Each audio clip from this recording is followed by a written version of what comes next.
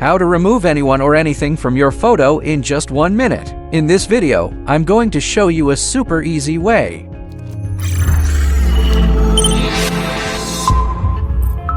First, open PhotoPro AI and import your photo.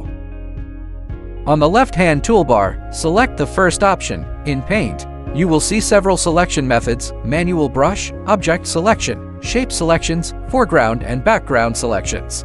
And for removing a person, the object selection works best. Just click on the person you want to remove.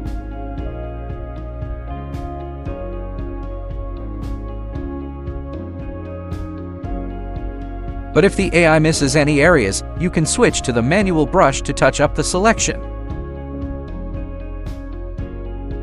Once your area is selected, click Apply. The result appears very quickly. Click the contrast button to see the before and after. See? It's now clean and perfect.